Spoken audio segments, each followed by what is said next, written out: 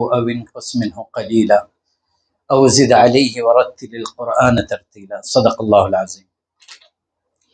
और मोहतरम हाजिरीन मुसल्लियान इकराम, তারাবির নামাজ এটা এই উম্মতের জন্য আল্লাহ তাআলা পক্ষ থেকে অনেক বড় একটা রহমত। আল্লাহ তাআলা আমাদেরকে একটা নামাজ দিয়েছেন যেটাকে আজকে আমরা সালাতুত তারাবিহ বলি, কিন্তু আমাদের নবীর জামানায় এটাকে কিয়ামুল লাইল বলা হতো। এই জন্য হযরত আয়েশা রাদিয়াল্লাহু তাআলার রিওয়ায়াত আছে যেটা থেকে ৮ রাকাত যারা পড়ে তারা এটা থেকে ইস্তেদলাল করে, প্রমাণ করে যে রমজান এবং রমজান ছাড়া আল্লাহর রাসূল ৮ রাকাত পড়তেন। আর ইমাম বুখারী রাহমাতুল্লাহি এই হাদিসটাকে বুখারী শরীফের মধ্যে আনছেন। আর একটা রিওয়ায়াত আছে যেটা একটু দুর্বল, যে আল্লাহর রাসূল ৩ দিন তারাবির নামাজ পড়িয়েছেন, এটা সহিহ রিওয়ায়াত, কিন্তু কত রাকাত নির্ধারিতভাবে পড়িয়েছেন ওইটা পাওয়া যায় না। একটা রিওয়ায়াতে পাওয়া যায় একটু দুর্বল, সেটা হচ্ছে ২০ রাকাত পড়িয়েছেন। আচ্ছা,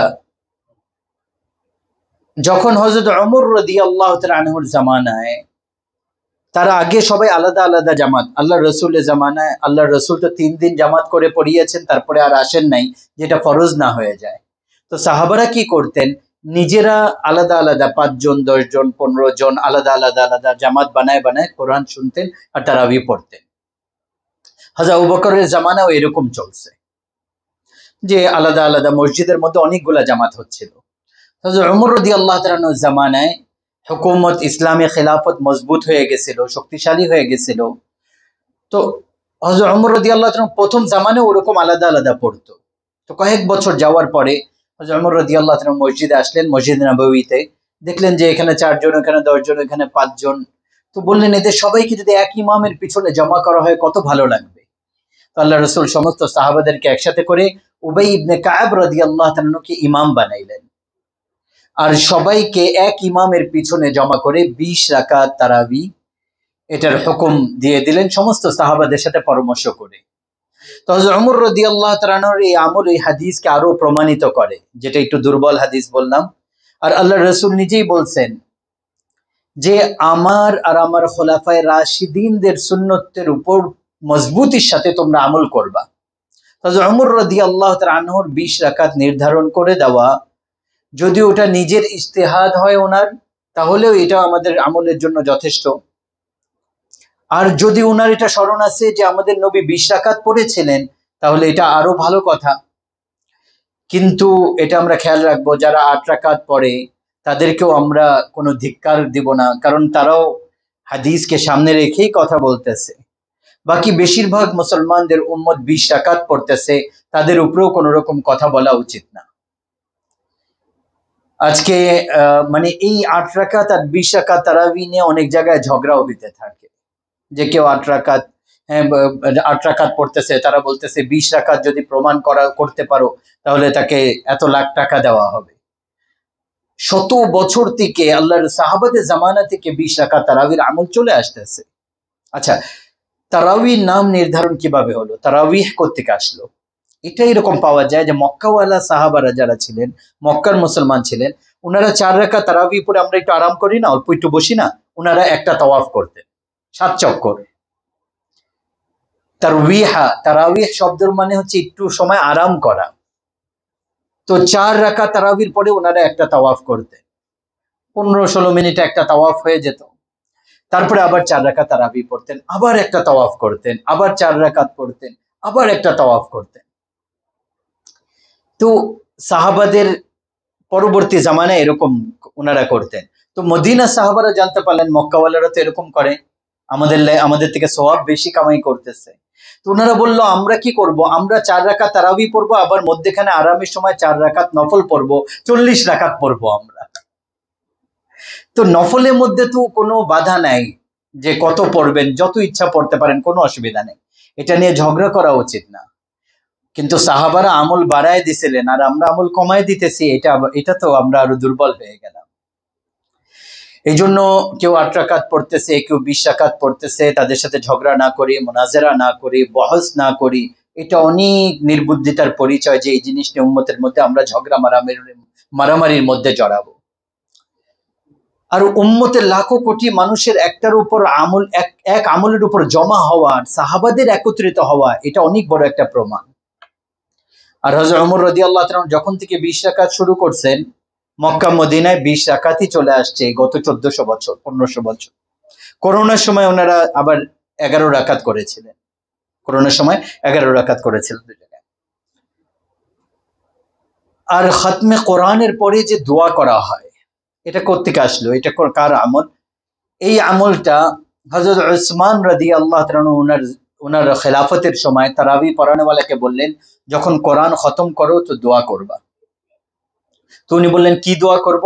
বললো, যেটা তোমার মনে আসে করবা। তো খতমে কোরআন খতম হওয়ার পরে ওই রাতে যে তারাবির শেষ রাকাতে যে দোয়া করা হয় মিনাল জিন্নাতি ওয়ান নাসের পরে দোয়ার জন্য হাত উঠানো, এটা হযরত উসমান রাদিয়াল্লাহু তাআলা আনহু এটাকে জিন্দা করেছেন আর এটা উম্মতের মধ্যে রিওয়াজ দিয়েছেন। আর ইমাম দোয়া করতেন 1 মিনিট, 10 মিনিট, 20 মিনিট, আর পিছনে যারা থাকতো তারা আমিন বলতো। আচ্ছা, আর উইতর নামাজের জামাত হইতো না আগে। উইতরের নামাজ যে আমরা জামাতের সাথে পড়ি, এটা হচ্ছে আলী রাদিয়াল্লাহু তাআলা আনহু ওনার খেলাফতের সময় শুরু করছে, যে উইতর নামাজ কেউ জামাতের সাথে শামিল করে নাও। তো এটা ওনাদের সুন্নত, তো উইতরকে জামাতের সাথে পড়া হয়েছে। তো যেহেতু এগুলো সবই সুন্নত, আল্লাহ রসুল যেগুলো করছেন ওইটাও সুন্নত, আর আল্লাহ রসুল বলছেন খোলাফায়ে রাশিদিনরা যেগুলো করবে ওইটাও তোমাদের জন্য সুন্নত। তো এগুলো সব আমাদের জন্য সুন্নত। তো আল্লাহ তাবারক ওয়া তাআলা আমাদেরকে এই একটা ইবাদত দিয়েছেন অতিরিক্ত, এটা যে আমার কোরআন পড়ো আর শুনো। এই তারাবি যেটা আমরা পড়তেছি, আগের উম্মতের তারাবি ছিল না। কেন ছিল না? অথবা কিয়ামুল লাইল ছিল না, যে এই জন্য যে তারা নিজেদের কিতাব মুখস্থ করতে পারতো না, তারা নিজেদের কিতাবের হাফেজ হইতো না, তারা নিজেদের কিতাব মানে মুখস্থ করতে পারতো না, শুধু নবী মুখস্থ করতে পারতেন। আল্লাহ তাআলা আমাদের জন্য কত সহজ করে দিয়েছেন, যে 7 বছরের ছোট ছোট বাচ্চারাও হাফেজ হয়ে যাচ্ছে, 70 বছরের বুড়াও কোরআন হাফেজ, কোরআন মুখস্থ করতেছে। আমাদের ওই যে হযরত মাওলানা মাহমুদুল হাসান দেওবন্দ মাদ্রাসা যিনি শুরু করছিলেন, ওনার ওই ইংরেজদের সময় ওনাকে মাল্টাতে জেলে ভরে রাখছিল। তো ওনার সাথে ওনার আরেক শাগরিদও সাথে ছিল, ওনার নামও মাহমুদুল হাসান। তো দুইজন ছিলেন, কিন্তু উনি হাফেজ ছিলেন না, শাগরিদও হাফেজ ছিলেন না, ওস্তাদও মনে হয় হাফেজ ছিলেন না। তো শাগরিদ বললেন, আমি প্রতিদিন 1 পারা মুখস্থ করবো, আপনাকে তারাবি পড়াবো। উনি 30 দিনে 30 পারা মুখস্থ করে 30 দিনে 30 পারা তারাবি নামাজে শোনাইছেন। এটা কোনো শোনাই কথা না, সত্যি বাস্তবতা। পাকিস্তানেও আমি একটা ঘটনা শুনেছি, যে একটা ছেলে 30 দিনে সকাল থেকে নিয়ে মাগরিব পর্যন্ত মুখস্থ করত, আর এশার নামাজে দাঁড়িয়ে তারাবি পড়াতো। পিছনে লোকমা দেনেওয়ালা থাকতো, লোকমা হলে দিত, স্বাভাবিক হতেই পারে, কিন্তু বড় সুন্দরভাবে পড়ে একদিনে 1 পারা কোরআন মুখস্থ করে শোনাচ্ছেন।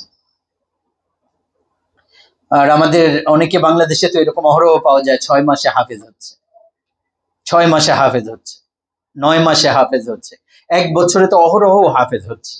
এত মোটা একটা কিতাব, হুবহু প্রতিটা লফজান বা লফজ, প্রতিটা অক্ষর বাই অক্ষর মুখস্থ করা বড় কঠিন জিনিস। ওয়ালাকাদ ইয়াসসারনাল কুরআনা লিযিকরি ফাহাল মিন মুদ্দাকির, আল্লাহ বলছেন আমি এটাকে নসিহতের জন্য সহজ করছি, মুখস্থ করার জন্য সহজ করেছি। আগের জামানায় কোনো কিতাব মুখস্থ করা যেত না।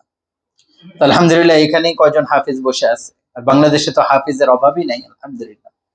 এই জন্য আল্লাহ তাআলা আমাদেরকে রাতের নামাজ দিয়েছেন, তারাবির নামাজ। যেহেতু এটা একটু কষ্টের নামাজ, তো আমাদের নবী এটার উপর সওয়াবও বলেছেন, আল্লাহ তাআলা সওয়াবও বাড়িয়ে দিয়েছেন, যে এই নামাজের প্রতিটা সিজদায় 1500 নেকি লেখা হয়, 1500 নেকি লেখা হয় প্রতিটা সিজদায়। আর আল্লাহ তাবারক ওয়া তাআলা প্রতিটা সিজদার উপর জান্নাতে একটা মহল বানিয়ে দেন, যার 60,000 স্বর্ণ রূপার দরজা হবে। তো মহল কত বড়, যার মধ্যে 60,000 দরজা লাগানো হবে। আর একটা গাছ, তার জন্য প্রতিটা সিজদায় একটা গাছ লাগানো হয়, যা ছায়ার নিচে 100 বছর ঘোড়া দৌড়াতে পারে।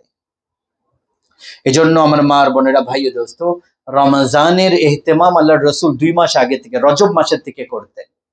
আমাদের নবী ওনার জিন্দেগিতে 9টা রমজান পাইছেন, 9টা রমজান আল্লাহ রসুল ওনার জিন্দিগিতে পেয়েছেন। দশম রমজানের আগে আল্লাহ রসুল দুনিয়া থেকে তাশরিফ নিয়ে চলে গেছেন। আল্লাহ রসুলের জিন্দিগিতে রোজা ফরজ হওয়ার পরে আল্লাহ রসুলের দুনিয়া থেকে তাশরিফ নিয়ে যাওয়া পর্যন্ত 9টা রমজান পেয়েছেন। আর আল্লাহর রসুল আমাদেরকে প্রতিটা জিনিস করে দেখিয়ে গেছেন কোনটা কিভাবে করতে হবে। এই জন্য সম্মানিত হাজিরিন, তারাবির নামাজ বলেন, রোজা বলেন, ইফতারি বলেন, সেহরি বলেন, সব আল্লাহর রসুল করে আমাদেরকে দেখিয়েছেন কিভাবে করতে হবে। আল্লাহ তাআলা আমাদেরকে সেগুলো জেনে বুঝে আমল করার তৌফিক দান করেন। ওয়া আখিরু দাওয়ানা।